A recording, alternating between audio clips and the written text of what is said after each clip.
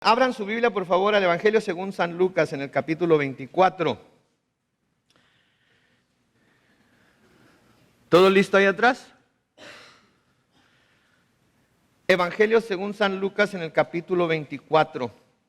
Este es el tercer estudio en la serie que estamos presentando ahorita, que la hemos titulado He aquí el Rey.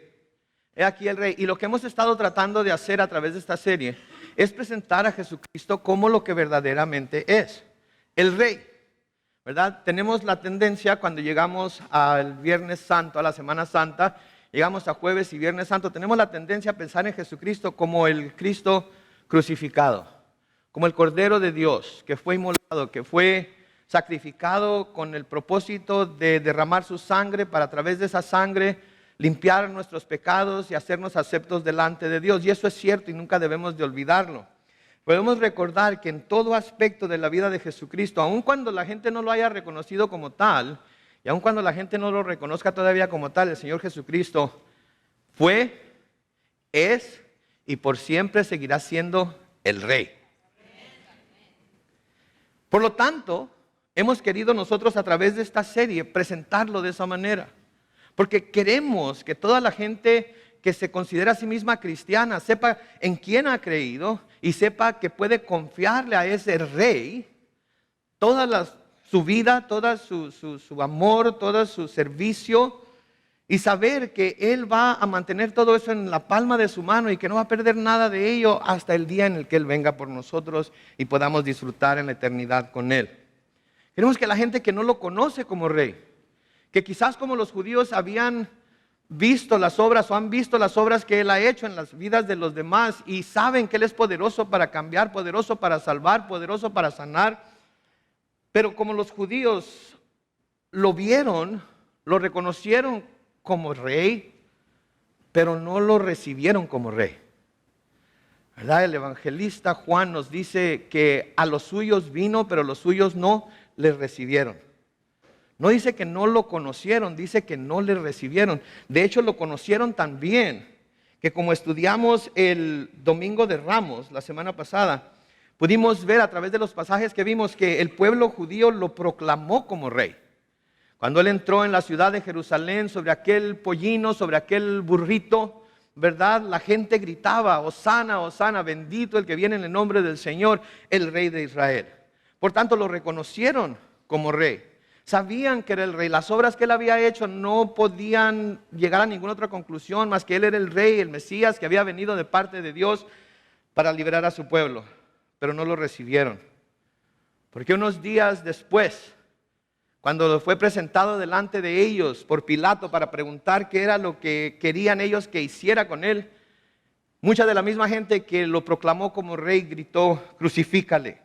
Crucifícale. Y cuando Él lo proclamó como Rey, dijeron, nosotros no tenemos ningún otro Rey más que César.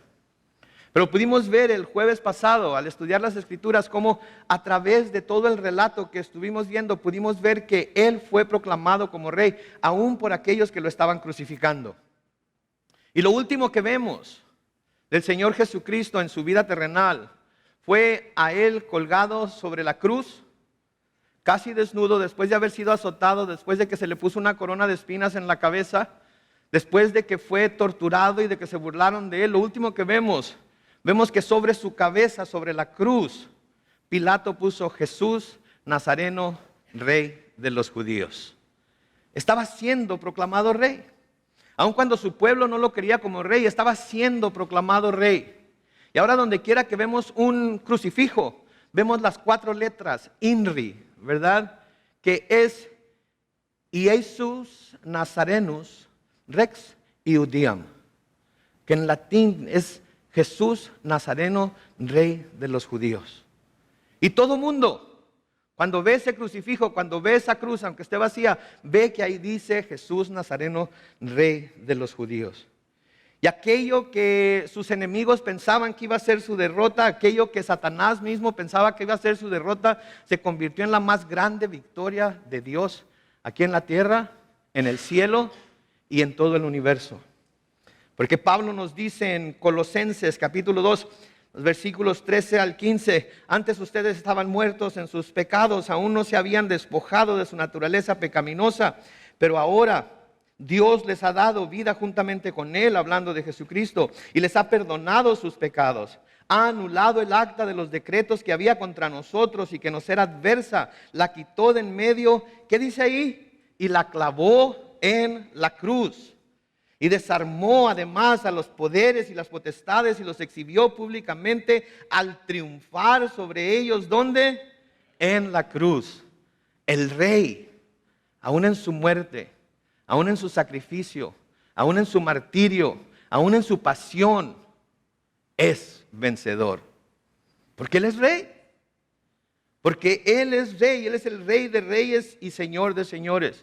Lo vemos entonces proclamado como Rey por el pueblo, aunque después no lo aceptó.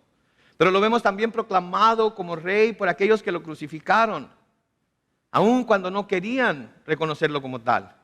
Y hoy vamos a ver a Jesús proclamado como Rey en la resurrección. Vamos a comenzar en Juan capítulo 19, versículo 38 al 42, en donde leemos lo siguiente. José de Arimatea era discípulo de Jesús, aunque por miedo a los judíos lo mantenía en secreto. Después de todo esto, José le rogó a Pilato que le permitiera llevarse el cuerpo de Jesús, y Pilato se lo permitió. Entonces José fue y se llevó el cuerpo de Jesús. También Nicodemo, el que antes había visitado a Jesús de noche, llegó con un compuesto de mirra y de áloes como las de 30 kilos. Este Nicodemo, si ustedes se acuerdan, en Juan capítulo 3, era el que le preguntó a Jesús, después de que Jesús le dijo que tenía que nacer de nuevo, le preguntó, ¿cómo puede un hombre nacer siendo ya viejo? ¿Acaso puede entrar en el vientre de su madre y volver a nacer? Porque Jesús le había dicho, de cierto te digo que el que no nace de nuevo no puede ver el reino de Dios. Jesús le estaba revelando a Nicodemo lo que él necesitaba hacer para poder ver el reino de Dios, y lo que Jesús le dice es que tiene que volver a nacer. Nicodemo no lo entiende, pero él se lo explica, le dice lo que es espíritu, lo que es de la carne, es la carne. Le dice, no podemos ver el viento, pero vemos los efectos del viento. Así de igual manera no podemos ver el espíritu, pero vemos los efectos del espíritu. Y todos nosotros hemos visto los efectos del Espíritu Santo en nuestras vidas después de haber nacido de nuevo, y sabemos que Él nos ha transformado y nos ha cambiado, y ha cambiado nuestra manera de ver y de pensar acerca de, no solamente nuestro punto de vista acerca del mundo, sino nuestro punto de vista acerca de Dios, acerca de Cristo y acerca de las cosas espirituales. Amén. En el versículo 40 sigue diciendo, tomaron el cuerpo de Jesús y lo envolvieron en lienzos con especias aromáticas, como acostumbraban los judíos sepultar a los muertos. En el lugar donde Jesús fue crucificado había un huerto, y en el huerto había un sepulcro nuevo en el que aún no habían puesto a nadie. Y por causa de la preparación de la Pascua de los judíos, y porque aquel sepulcro estaba cerca, pusieron a Jesús ahí. Lo sepultaron entonces. Lo sepultaron en una cueva, en donde las Escrituras nos dicen que después rodaron una piedra bastante pesada como para que nadie la pudiera quitar. Y de hecho pusieron guardias delante de esa piedra para que nadie pudiera venir a robarse el cuerpo y decir que había resucitado. Pero resucitó. La tumba no lo pudo mantener detrás de esa piedra. La muerte no lo pudo mantener detrás de esa piedra. La tumba no lo pudo derrotar. Ahí en donde abrió su Biblia, en Lucas capítulo 24, vamos a leer los versículos 1 al 9. Les recuerdo, yo leo la versión Reina Valera contemporánea, que va a ser un poco diferente a la que usted tiene, pero no mucho. En donde leemos, pero el primer día de la semana muy temprano, las mujeres regresaron al sepulcro y llevaban las especies aromáticas que habían preparado. Versículo 2, como se encontraron con que la piedra del sepulcro había sido quitada, entraron, pero no hallaron el cuerpo del Señor Jesús. Mientras ellas se preguntaban qué podría haber pasado, 2 hombres con vestiduras resplandecientes se pasaron junto a ellas. Llenas de miedo se inclinaron ocultando su rostro, pero ellos le dijeron, ¿por qué buscan entre los muertos al que vive? He aquí, ha resucitado. Acuérdense de lo que les dijo cuando aún estaba en Galilea. Es necesario que el Hijo del Hombre sea entregado en manos de los hombres pecadores, que sea crucificado, pero al tercer día resucitará. Ellas se acordaron de sus palabras Y cuando volvieron del sepulcro, les contaron todo esto a los 11 y a todos los demás. Noten una vez más, las Escrituras nos recuerdan que todo lo que pasó con Jesús, toda su vida, desde su nacimiento hasta su pasión, hasta su muerte, hasta su resurrección, todo había sido anunciado ya a través de las Escrituras por medio de los profetas de Dios. Nada era nuevo. De hecho, cuando vimos la semana pasada el pasaje en Juan, se nos dice que los discípulos no habían entendido mucho de lo que estaba sucediendo, pero después de que fue glorificado, entendieron las cosas que le habían estado sucediendo a Jesús. Aquí de nuevo, se les recuerda a estas mujeres, acuérdense de lo que les dijo, acuérdense de lo que les ha hablado, acuérdense que esto ya estaba escrito. Después de haber resucitado, como para afirmarnos más en lo que las palabras de Jesús son y la importancia que tienen, y como para afirmarnos más en la palabra de Dios, Lucas nos dice que yendo por el camino a Emaús, 2 de sus discípulos fueron encontrados por él, y se nos dice que él se puso a platicar con ellos, y que ellos empezaron a decirle lo que había sucedido. Y cuando él pregunta qué era lo que había sucedido, ellos dicen, pero ¿qué? ¿Eres el único que no ha sabido todo lo que ha pasado acerca de cómo crucificaron a Jesús, acerca de cómo el juicio que le hicieron, acerca de todos los sucesos que han pasado? ¿No te diste cuenta? Y en Lucas 24, los versículos 25 al 27, se nos dice, entonces Jesús les dijo, ¡ay, insensatos! ¿Cómo es lento su corazón para creer? Noten, todo lo que los profetas han dicho. ¿Acaso no era necesario que el Cristo padeciera estas cosas antes de entrar en su gloria? Y noten lo que dice el versículo 27. Y partiendo de Moisés y siguiendo por todos los profetas, comenzó a explicarles todos los pasajes de las Escrituras que hablaban de él. Noten, el escritor a los Hebreos nos dice que el volumen del libro habla acerca de Jesús. Queremos conocer a Jesús, queremos conocer su corazón, queremos conocer lo que lo mueve, queremos conocer lo que Él ama, queremos conocer lo que Él aborrece, queremos conocer lo que le place y queremos conocer lo que no. En el rollo del libro, en el volumen del libro que es la Biblia, está escrito todo lo que pudiéramos querer saber, aprender acerca de Él. Todo lo que quisiéramos poder saber o aprender acerca de su corazón, acerca de lo que Él siente, acerca de lo que Él quiere, acerca de lo que Él desea, acerca de lo que lo glorifica. Aquellos que no saben cómo glorificar al Señor, aquellos que no conocen a Dios, al Señor Jesucristo, a Dios de una manera personal, no es porque Dios no nos haya dado suficiente información para que lo conozcamos como debemos conocerlo, es porque no nos damos a la tarea de conocerlo. Hay mucha gente que conoce más bien la vida de su artista favorito que la vida de Jesucristo. Hay gente que conoce más bien cómo va a terminar tal o cual novela que la vida de Jesucristo. Hay gente que no se pierde una sola edición de la revista TV Novelas, pero no ha leído la palabra de Dios de pasta a pasta y ha escudriñado lo que habla acerca de Jesús. Señor Jesucristo constantemente les estaba explicando, esto es lo que está escrito de mí. Aquí les recuerda, insensatos, cómo es lento su corazón para creer todo lo que los profetas han dicho. ¿Acaso no era necesario que todo esto sucediera? Y así como Jesús y las Escrituras hablaban acerca de los sufrimientos del Mesías, así como Jesús y las Escrituras hablaban de todo lo que le iba a suceder, así también Jesús y las Escrituras hablaron de su resurrección después de los muertos. Busquen ahí en su Biblia en el libro de Hechos, en el capítulo 2, el libro de Hechos en el capítulo 2. Y para los que nos visitan hoy, hace unas semanas, quizás un par de meses, terminamos un estudio en el libro de Hechos y pueden encontrar todos los estudios en línea si los quieren ir a escuchar, ver y repasar. Pero en Hechos capítulo 2, versículos 22 al 35, leemos todos juntos: varones israelitas, escuchen mis palabras. Jesús Nazareno, que fue el varón que Dios aprobó entre ustedes por las maravillas, prodigios y señales que hizo por medio de él, como ustedes mismos lo saben, fue entregado, noten aquí, conforme al plan determinado y el conocimiento anticipado de Dios.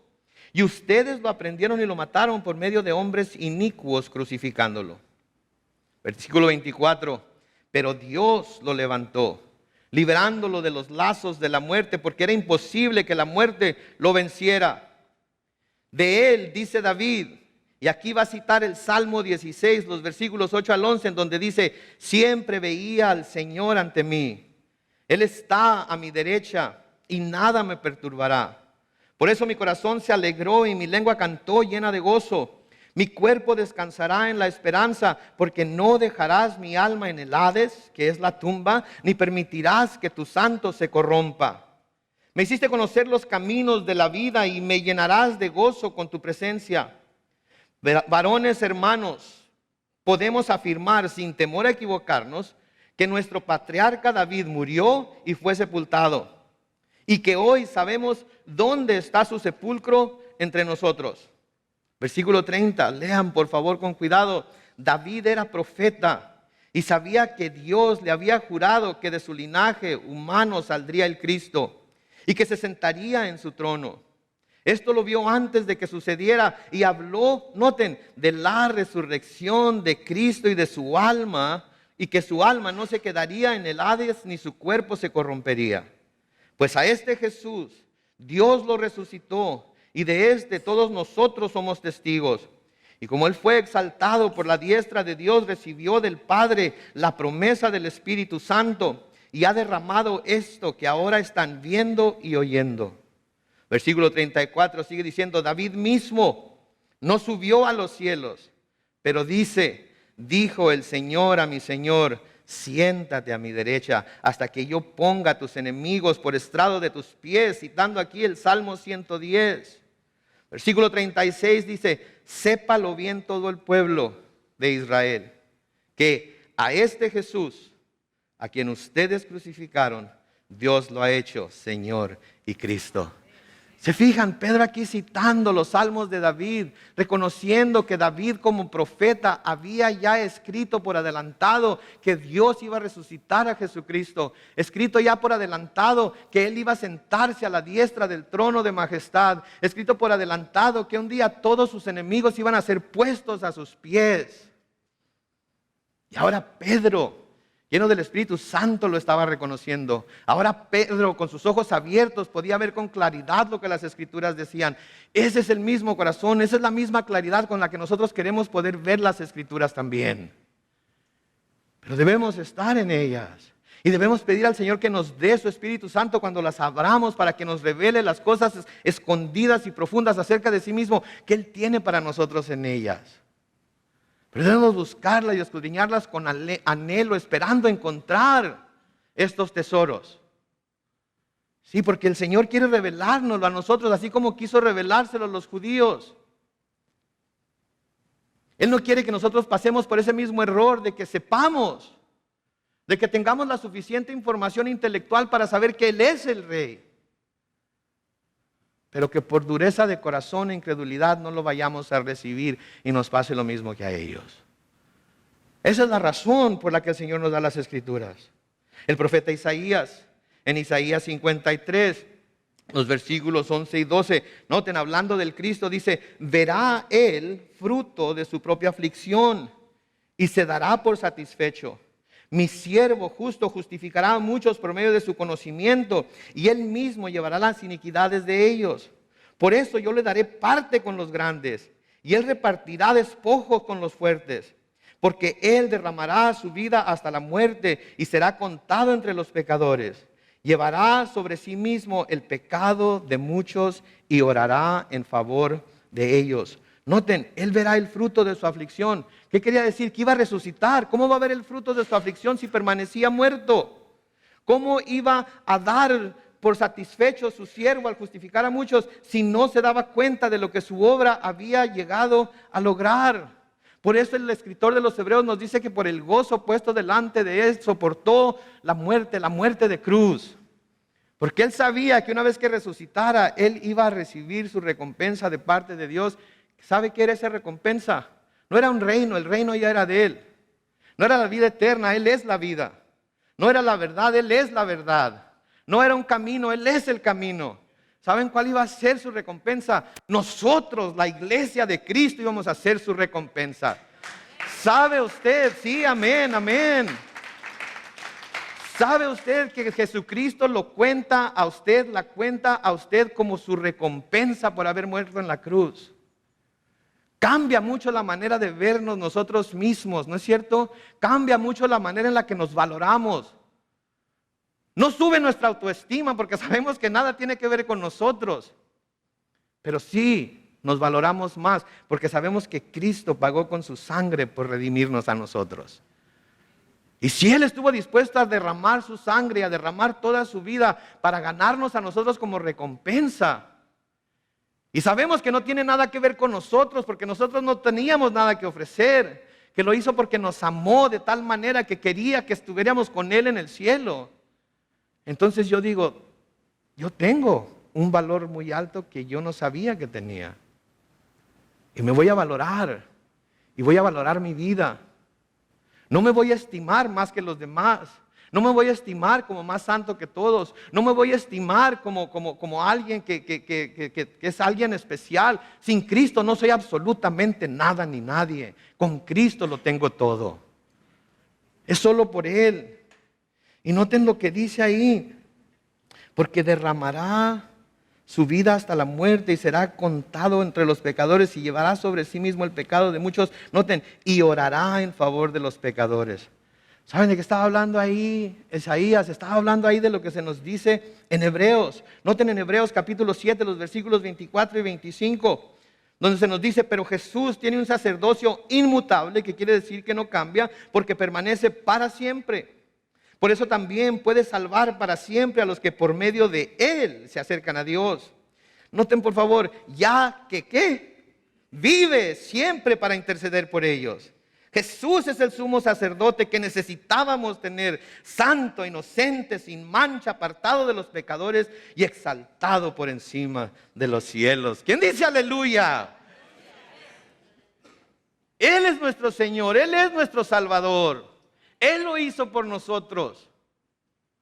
Él partió el velo. ¿Se acuerdan ustedes cuando Él murió? Cuando Él dijo terminado es o consumado es. Partió el velo de arriba hacia abajo, que simbolizaba que Dios era el que estaba abriendo ese velo para que pudiéramos nosotros entrar en el lugar santísimo, en donde antes de Jesucristo nadie podría entrar más que el sumo sacerdote, y solamente una vez al año, y tenía que entrar de una manera especial, y si entraba de cualquier manera que no fuera acepto a Dios, caía muerto inmediatamente, tanto que le abrochaban cadenitas en el borde de su manto para oír cuando cayera y poder jalarlo con una soga si el Señor lo mataba. Y ahora nosotros podemos ir confiados delante del trono de gracia para recibir el oportuno socorro, sin necesidad de sacerdote, sin necesidad de la sangre de corderos y de machos cabríos, sin la necesidad de ningún sacrificio, porque Él fue nuestro sacrificio. Él entró en el lugar santo y ahora Él abrió las puertas para que nosotros podamos entrar cuantas veces necesitemos a recibir la gracia de Dios.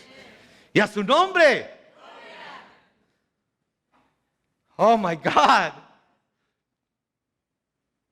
Este es el mensaje que se nos ha dado a nosotros a través de las Escrituras. Y ese es también el mensaje que nosotros hoy, el domingo de resurrección, debemos de llevar al resto del mundo. La Pascua se celebraba en el primer día del primer mes del año judío. La Pascua se celebró este viernes y el Cordero de Dios fue sacrificado por nosotros. Comencemos este año nuevo con una nueva visión de lo que somos en Cristo. Comencemos este año nuevo con una visión de la misión que Cristo nos ha dado porque somos de Él. Y caminemos fielmente con Él, con la ayuda de su Espíritu Santo, sabiendo que necesitamos acercarnos más y más a Él, más cuando este sumo sacerdote que se ha sacrificado por nosotros ha dejado que la puerta quede abierta para siempre, para que no nos tengamos que alejar, sino que vengamos confiados en Él. Este es el mensaje que se nos ha dado, este es el mensaje que tenemos que compartir. En 1 Corintios capítulo 15, los versículos 1 al 4, Pablo escribe a los corintios y les dice: además, hermanos, les anuncio que el evangelio que les prediqué, que es el mismo que ustedes recibieron y en el cual siguen firmes, por medio de este evangelio serán salvados siempre y cuando retengan la palabra que les he predicado. De no ser así, habrían creído en vano. Versículo 3 dice: en primer lugar, les he enseñado lo mismo que yo recibí. Noten por favor que conforme a las Escrituras, Cristo murió por nuestros pecados. ¿Conforme a qué? ¿Qué fue lo que sucedió? Cristo murió por nuestros pecados. Conforme a las Escrituras también. Al revés, versículo 4, que también conforme a las Escrituras, ¿qué? Fue sepultado. Y que también conforme a las Escrituras, ¿qué? Resucitó al tercer día. ¿Se fijan lo valioso de las Escrituras? Ese libro que tienen ahí delante de ustedes, ese iPad, ese iPhone, ese smartphone, donde sea que tengan la Biblia, porque ahora la podemos traer en donde sea. Es importante que sea más que un libro. Es importante que sea más que un iPad, iPhone, smartphone, lo que sea. Es importante que abramos esas Escrituras y sepamos lo que Él hizo por nosotros. Cristo vino y murió por nuestros pecados, fue sepultado, pero no permaneció en el sepulcro, sino que resucitó de entre los muertos y de nuevo hoy está vivo y está sentado a la derecha del trono de Dios. De nuevo Pedro predicando delante del concilio en Hechos capítulo 5, los versículos 31 al 32. Pero Dios, por su poder, lo ha exaltado y sentado a su derecha como príncipe y salvador, dando a Israel la oportunidad de arrepentirse y de que sean perdonados sus pecados. Versículo 32 de Hechos 5 dice: de esto somos testigos nosotros y también el Espíritu Santo que Dios ha dado a quienes lo obedecen. Pero ¿cómo vamos a obedecer lo que no sabemos que nos ha pedido? ¿Cómo vamos a obedecer lo que no sabemos que nos ha mandado? Para obedecer tenemos que conocer sus mandamientos. Para obedecer tenemos que conocer lo que nos ha mandado. Para conocer eso necesitamos su palabra. Amén. Necesitamos su palabra. En Filipenses capítulo 2, los versículos 6 al 11, nos dice acerca de Jesús: quien, siendo en forma de Dios, no estimó el ser igual a Dios como cosa a que aferrarse, sino que se despojó a sí mismo y tomó forma de siervo y se hizo semejante a los hombres. Y estando en la condición de hombre, se humilló a sí mismo y se hizo obediente hasta la muerte y muerte de cruz. Por lo cual Dios también lo exaltó hasta lo sumo y le dio un nombre que es sobre todo nombre, para que en el nombre de Jesús se doble toda rodilla de los que estaban en el cielo y en la tierra y debajo de la tierra, y toda lengua confiese que Jesucristo es el Señor, para gloria de Dios Padre. Toda lengua lo va a confesar, toda rodilla se va a doblar. Los que quieren, los que no quieren. Los que ya quisieron y los que nunca quedarán. Van a doblar un día la rodilla delante del Rey y van a confesarlo como Señor. Amigos, hermanos, que sea hoy, que sea ya, que no sea cuando se tenga que ser obligado a hacerlo. Ahora, el hecho de que todo esto se ha cumplido conforme a las Escrituras es grandioso. ¿Y saben por qué? Porque eso quiere decir que nosotros podemos confiar en la promesa de que Jesús un día va a volver y que va a reinar sobre la tierra y nosotros reinaremos con Él, porque eso es lo que la palabra de Dios nos dice. Y es glorioso pensar en ello. Es glorioso pensar que por la muerte de Jesucristo yo un día voy a poder sentarme en el trono con Él y reinar juntamente con Él. Ahí como me ven, no tengo estampa de rey, ¿verdad? Pero Dios me ve como un futuro príncipe de Él, con el que voy a reinar un día sobre todo el mundo. Y ya tengo pensado sobre qué lugar en el mundo quiero reinar. Y no va a ser Mexicali, aunque ahí nací. Va a ser Hawái. Así es que ni lo pidan porque ya está pedido, ¿ok? Vamos a reinar con Él, porque Él va a ser el rey sobre todas las naciones, Él va a ser el rey sobre todo el mundo. Él va a imponer su reino de justicia sobre toda la tierra, sobre toda criatura. Y el Señor lo ha escrito, el Señor nos lo ha revelado desde antes. Daniel capítulo 7. Los versículos 13 al 14, la visión de Daniel dice: mientras tenía yo esta visión durante la noche, vi que en las nubes del cielo venía alguien semejante a un hijo de hombre, el cual se acercó al anciano entrado en años y hasta se le pidió acercarse más a él.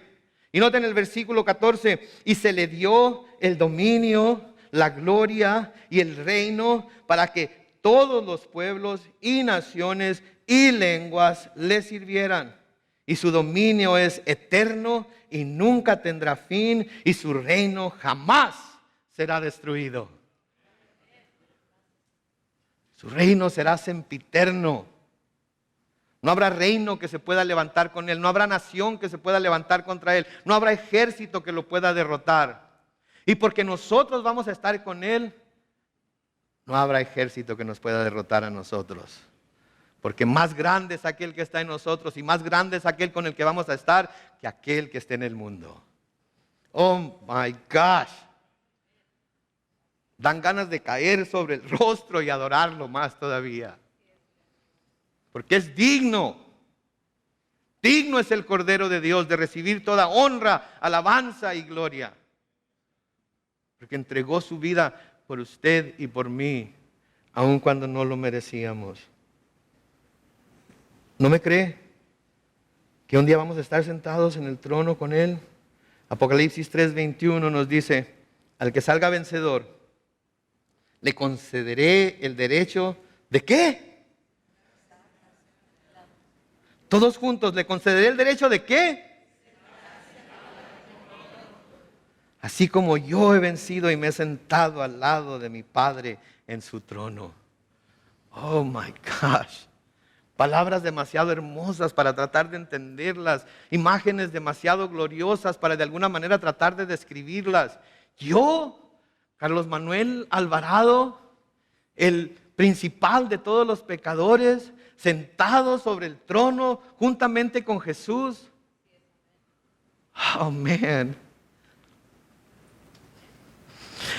No me lo imagino. Pero lo espero con todo mi corazón. No me lo imagino.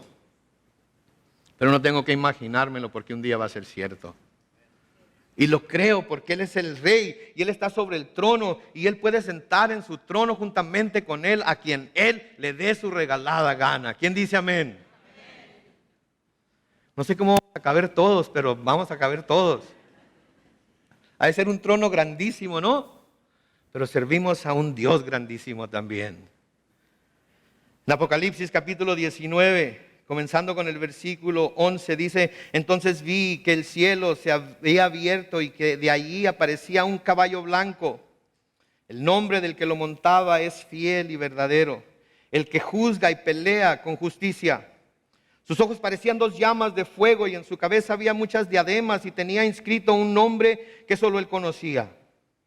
La ropa que vestía estaba teñida de sangre y su nombre es el Verbo de Dios. Iba seguido de los ejércitos celestiales que montaban caballos blancos y vestían lino finísimo, blanco y limpio. Y todos los comentaristas están de acuerdo que de los que habla aquí es la iglesia de Jesucristo que vuelve a la tierra para reinar con Él. Versículo 15 dice: de su boca salía una espada afilada para herir con ella a las naciones. Él las gobernará con cetro de hierro y pisará el lagar del ardiente vino de la ira del Dios Todopoderoso. Y en su manto y en su muslo lleva inscrito este nombre: Rey de Reyes y Señor de Señores.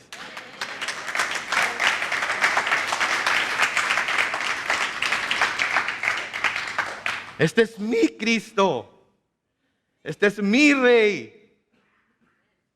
El que fue crucificado, el que derramó su cruz por comprarme a mí, por comprarnos a nosotros. Él es el Rey de Reyes y el Señor de Señores. Siguiendo en el libro de Apocalipsis, capítulo 21, Comenzando con el versículo 1 dice, vi entonces un cielo nuevo y una tierra nueva. Porque el primer cielo y la primera tierra habían dejado de existir y el mar tampoco existía ya. Y vi también que la ciudad santa, la nueva Jerusalén, descendía del cielo de Dios, ataviada como una novia que se adorna para su esposo. Entonces oí que desde el trono salía una potente voz, la cual decía, aquí está el tabernáculo de Dios con los hombres. Él vivirá con ellos y ellos serán su pueblo. Y Dios mismo estará con ellos y será su Dios.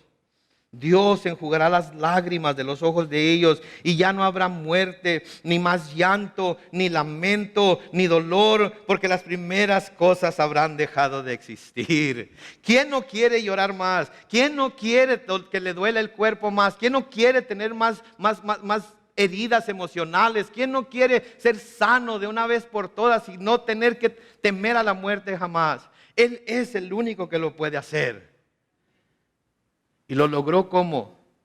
Cuando fue clavado en la cruz. Lo que Satanás y el mundo creían que iba a ser la más rotunda derrota se convirtió en el más glorioso triunfo. Amén. Versículo 5 de Apocalipsis 21 dice, el que estaba sentado en el trono dijo, mira, yo hago nuevas todas las cosas. Y me dijo, escribe porque estas palabras son fieles y verdaderas. También me dijo, ya está hecho. Yo soy el alfa y la omega, el principio y el fin. El que tenga sed, yo le daré a beber gratuitamente de la fuente del agua de la vida. El que salga vencedor, noten por favor, heredará todas las cosas. Y yo seré su Dios y él será mi hijo. Oh my gosh. ¿Qué podemos obtener en este mundo que se compare con heredar todas las cosas y que Él sea nuestro Dios y nosotros por toda la eternidad sus hijos? ¿Qué está deseando usted ahorita en su vida que se compare con eso? ¿Qué está deseando alcanzar? ¿Qué quiere lograr? Carrera, posición, riquezas, no se comparan con lo que Dios tiene preparado para nosotros. ¿Por qué? Porque el Rey dejó su trono en el cielo y vino a la tierra y fue humillado y fue azotado y fue clavado sobre una cruz y murió y fue sepultado, pero al tercer día resucitó. Por eso estamos aquí hoy, por eso cantamos con gozo, por eso le damos alabanzas. Pero ¿saben que no debe ser nada más hoy? Y no debe ser nada más aquí. Debe ser cada día por el resto de nuestros días y debe ser en donde quiera que nos encontremos siempre. ¿Quién dice amén? El Señor va a venir. De acuerdo a las profecías que se han cumplido y las que quedan por cumplirse, va a ser muy pronto. Y la pregunta es si nosotros estamos listos para recibirlo. La pregunta es si nosotros estamos listos para, como Juan dice en Apocalipsis 22, 20 y 21, en donde dice, el que da testimonio de estas cosas, hablando de Jesús, dice, ciertamente vengo pronto. Y luego Juan dice, amén, ven Señor Jesús. Podemos todos en esta mañana decir con convicción, amén, ven Señor Jesús. ¿Sabe qué? Debemos todos de poder decir ahorita mismo, amén, ven Señor Jesús. Debemos de poder decir, como el salmista que escribe en el Salmo 24, los versículos 7 al 10. Ustedes puertas, levanten sus dinteles. Ensánchense ustedes puertas eternas. Ábranle paso al Rey de Gloria. ¿Y quién es este Rey de Gloria? Es el Señor, el fuerte y valiente. Es el Señor, el poderoso en batalla. Ustedes puertas, levanten sus dinteles. Ensánchense ustedes puertas eternas. Ábranle paso al Rey de Gloria. ¿Y quién es este Rey de gloria? Es el Señor de los ejércitos. El Señor es el Rey de gloria. Podemos pedirle a las puertas celestiales que se abran ahorita para que Él abra los cielos y descienda y toque la trompeta y nosotros seamos arrebatados. No escuché muchos amenes. Pero ¿saben qué? No importa. Porque ahorita mismo nosotros podemos una vez más reconocerlo como Rey, recibirlo como Rey y Señor de nuestra vida y así poder con convicción decir: amén, ven Señor Jesús. Solamente se necesita una cosa. Solamente se necesita una cosa. Pablo lo escribe en Romanos capítulo 10, versículos 9 al 11. Si confiesas con tu boca que Jesús es el Señor y crees en tu corazón que Dios lo levantó de los muertos, serás salvo. Punto y aparte. Si confiesas con tu boca que Jesús es el Señor y crees en tu corazón que Dios lo levantó de los muertos, serás salvo. Porque con el corazón se cree para alcanzar la justicia, pero con la boca se confiesa para alcanzar la salvación. Pues la Escritura dice: todo aquel que cree en Él no será defraudado. La Escritura dice: todo aquel que cree en Él no será defraudado. Pregunto, ¿cree usted en Él? ¿Lo ha confesado como su Señor? ¿Ha creído en su corazón que Dios lo levantó de los muertos? Entonces regocíjese, porque Él ha resucitado, porque Él vive y está preparando un lugar en el cielo para venir por nosotros y llevarnos con Él. Y pronto, sí, muy pronto, veremos al Señor. Amén.